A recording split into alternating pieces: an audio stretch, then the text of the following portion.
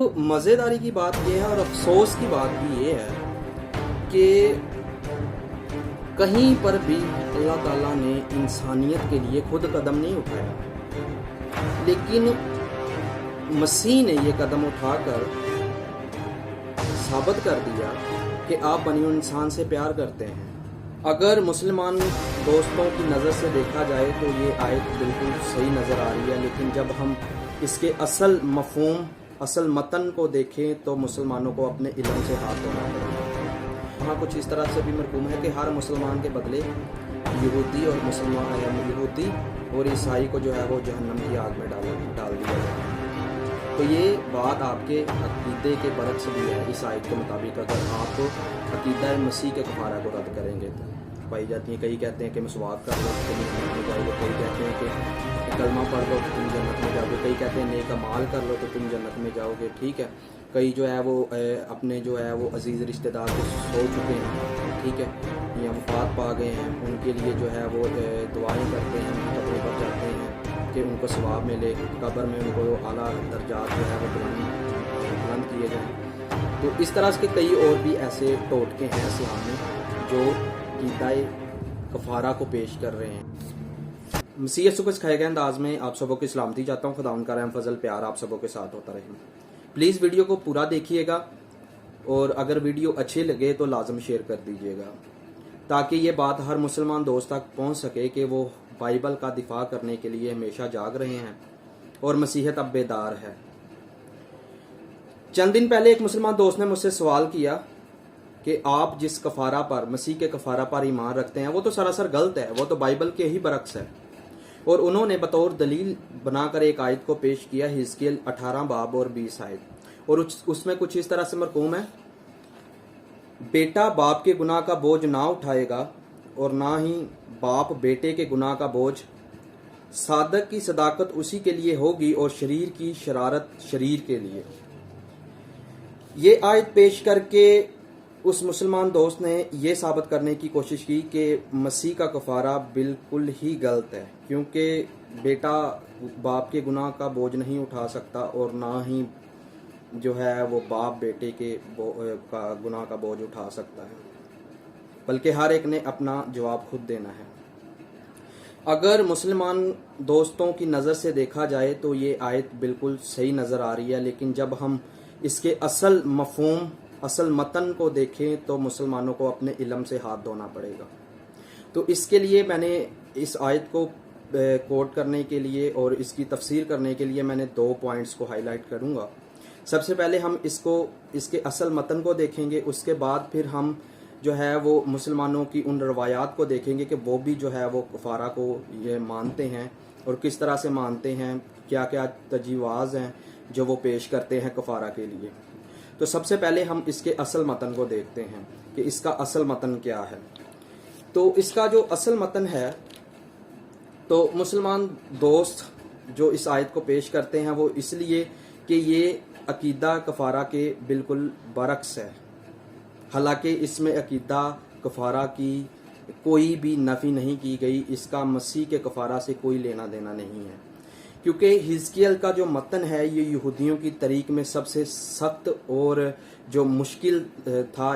ये वो वक़्त था कि वो ग़ुलामी में जकड़े हुए थे, जिसका बयान जो है वो दानियल ने भी किया था कि क्या हुआ कि बहुत सारी अक़वाम ने जो है वो बाबली रोम और यूनान वालों ने क्या किया था कि उन पर कब्ज़ा कर लिया था और उनको बहुत बार धकेला भी था और उनकी मुसीबतों में बहुत ज़्यादा जो है वो कमी आने की बजाय इजाफा हो रहा था। तो जब भी कोई महज़ब इंसान के सामने गुनाह की या गुनाहगार इंसान की बात की जाती है तो वो इसका जवाब कुछ इस तरह से देता है, क्योंकि आदम के गुनाह की वजह से हमें भी गुनाह की काबिलियत आ गई थी, तो हम भी गुनाह करने से बाज नहीं आ सकते। तो इस आयत में उनको नसीहत कराई जा रही है कि हर इंसान में गुनाह से बचने की एक सलाहियत रखी गई है कि इंसान गुनाह से बच सकता है। इसका मसीह के कफारा से कोई लेना देना नहीं है, ना ही इसका जो है वो मौजू कफारा से ताल्लुक़ है, कतई तौर पर कोई ताल्लुक़ नहीं है। ठीक है, آدم یا دوسروں کو اصلی گناہ کی فطرت کو جو ہے وہ الزام دینے کی بجائے آپ خدا کے حکموں پر چلیں، ٹھیک ہے، جس کی آپ کو مکمل طور پر آزادی دی گئی ہے. تو یہ اس کی طرف اشارہ ہے، یعنی کہ جو شروع سے گناہ چلتا آ رہا ہے اس کی طرف اشارہ کیا جا رہا ہے. تو اس میں قطعی طور پر جو ہے وہ کفارہ کا رد نہیں پیش کیا گیا. اگر ہم اب ہم دوسرے پوائنٹ کو دیکھتے ہیں تو دوسرے پوائنٹ میں کچھ اس طرح سے ہے، میں نے بیان کرنے کی کوشش کی ہے کہ مسلمان دوست بھی کئی طرح سے جو ہے وہ کفارے کو مانتے ہیں. مثال کے طور پر مسلمان اپنے زندہ اور جو ہے وہ وفات جو پا چکے ہیں انبیاء کرام، ٹھیک ہے، عزیز رشتہ دار جو ہیں ان کے، ٹھیک ہے، ان کے لیے کیا کرتے ہیں؟ دعا، روزہ، زکوٰۃ اور اچھے مال کر کے ان کو کیا بیچتے ہیں؟ ثواب بیچتے ہیں، ٹھیک ہے. تو اس طرح سے ان کے وہ گناہ معاف کرواتے ہیں. یہ مسلمانوں کا نظریہ ہے. اور ان کو کیا کرتے ہیں؟ قبر میں اعلیٰ درجات جو ہیں وہ فراہم کرنے کی کوشش کرتے ہیں. تو میں اس سے قطعی طور پر متفق نہیں ہوں، لیکن یہ بیان کرنے کی آپ کو یا آپ کے سامنے ضرورت اس وجہ سے پیش آئی تاکہ ہم دیکھ سکیں کہ مسلمان بھی جو ہے وہ کفارے کے کئی طریقہ جات جو ہیں وہ رکھتے ہیں. اور اگر اسی آیت کی بنا پر آپ نے عقیدہ مسیح کے کفارہ کو رد کیا ہے تو پھر یہ برعکس آپ کے عقائد پر بھی آیت فٹ ہو رہی ہے. وہ کیسے؟ آگے دیکھتے ہیں. جیسا کہ اسماعیل کو بھی قربانی دے کر کفارہ کے لیے پیش کیا گیا، ٹھیک ہے. اور سورت نمبر 29 آیت نمبر 11 میں مرقوم ہے کہ جو لوگ کافر ہیں وہ مومنوں سے کہتے ہیں کہ ہمارے طریقے کی پیروی کرو، ہم تمہارے گناہ اٹھائیں گے، حالانکہ وہ ان کے گناہوں کا کچھ بھی بوجھ اٹھانے والے نہیں، اور یہ لوگ جھوٹے ہیں. اب تضاد کیا ہے؟ تضاد یہ ہے کہ صحیح البخاری والیم 9 کتاب ہے 93، اس میں لکھا ہوا ہے کہ پیغمبر اسلام جو ہے وہ تمام امت مسلمہ کی جو ہے وہ شفاعت کریں گے، ٹھیک ہے، اور تب ہی ان کو جو ہے وہ معافی ملے گی، ٹھیک ہے. یہ دلیل نمبر 1 ہے. اور دلیل نمبر 2 میں کچھ اس طرح سے ہے کہ صحیح مسلم میں جو ہے وہ کتاب نمبر 37 میں، اور انٹرنیشنل نمبر اس کا جو ہے وہ یہ ہے 6665 میں، جو مسلمان قرآن کے حفظ ہیں یا شہید ہوئے وہ لوگ اپنے خاندان والوں کی شفاعت کر سکیں گے، ٹھیک ہے. یہ آپ کو میں نے پڑھ کے سنایا. صحیح مسلم کتاب نمبر 37، انٹرنیشنل نمبر جو ہے وہ یہ ہے 6665. تو اس کے بدلے میں وہاں کچھ اس طرح سے بھی مرقوم ہے کہ ہر مسلمان کے بدلے یہودی اور عیسائی کو جو ہے وہ جہنم کی آگ میں ڈال دیا جائے گا. تو یہ بات آپ کے عقیدے کے برعکس بھی ہے اس آیت کے مطابق، اگر آپ عقیدہ مسیح کے کفارہ کو رد کریں گے تو، ٹھیک ہے. اب ایک طرف تو مسیح کے کفارے کو جو ہے وہ مسلم حضرات رد کرتے ہیں، ٹھیک ہے. دوسری طرف جو ہے وہ خود بھی کئی طریقوں سے کفارے کا جو ہے وہ کفارے کو مان رہے ہیں، جیسا کہ میں نے آپ سب کے سامنے ان کے طریقہ جات کو بھی پڑھ کے سنایا کہ کیسی ان میں روایات پائی جاتی ہیں. کئی کہتے ہیں کہ مسواک کر لو تو تم جنت میں جاؤ گے، کئی کہتے ہیں کہ کلمہ پڑھ لو تو تم جنت میں جاؤ گے، کئی کہتے ہیں نیک اعمال کر لو تو تم جنت میں جاؤ گے، ٹھیک ہے. کئی جو ہے وہ اپنے جو ہے وہ عزیز رشتہ دار جو سو چکے ہیں، ٹھیک ہے، یا وفات پا گئے ہیں، ان کے لیے جو ہے وہ دعائیں کرتے ہیں، ان کی قبروں پر جاتے ہیں کہ ان کو ثواب ملے، قبر میں ان کو اعلیٰ درجات جو ہے وہ بلند کیے جائیں. تو اس طرح کے کئی اور بھی ایسے ٹوٹکے ہیں اسلام میں جو عقیدہ کفارہ کو پیش کر رہے ہیں، ٹھیک ہے. اب مزیداری کی بات یہ ہے اور افسوس کی بات بھی یہ ہے کہ کہیں پر بھی اللہ تعالیٰ نے انسانیت کے لیے خود قدم نہیں اٹھایا، لیکن مسیح نے یہ قدم اٹھا کر ثابت کر دیا کہ آپ بنی انسان سے پیار کرتے ہیں، ٹھیک ہے. اور مسلمانوں کے پاس نجات کی کوئی بھی ضمانت موجود نہیں ہے کہ ان کو مکمل طور پر نجات مل چکی ہے یا نہیں ملی.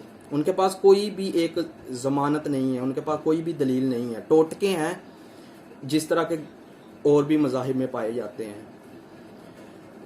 تو میری طرف سے تمام جو ہے وہ مسیحت کی طرف سے آپ کو دعوت عام ہے کہ آپ مسیح کے کفارہ کو قبول کریں، کیونکہ مسیح کا فرمان ہے، کیونکہ ابن آدم کھوئے ہوں کو ڈھونڈنے اور نجات دینے آیا ہے۔ متی 11 باب اور 18 آیت میں مرقوم ہے۔ اس کے بعد یوحنا 3 باب اور 17 آیت میں مرقوم ہے، کیونکہ خدا نے اپنے بیٹے کو دنیا میں اس لیے نہیں بھیجا کہ سزا کا حکم کرے، بلکہ اس لیے بھیجا ہے کہ دنیا اس کے وسیلہ سے نجات پائے۔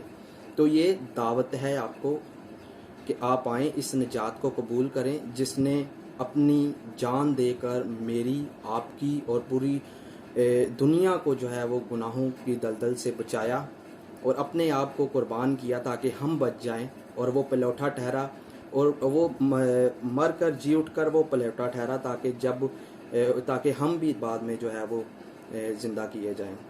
تو یہ ہم آپ کو زندہ کی دعوت دے رہے ہیں، جو آج کل ابد تک یکساں ہے، جس کا وعدہ ہے کہ دیکھو میں دنیا کے آخر تک ہمیشہ تمہارے ساتھ ہوں، دیکھو میں مر گیا تھا اب میں زندہ ہوں اور عبدالباد زندہ رہوں گا، موت اور عالم روا کی کنجیاں میرے پاس ہیں۔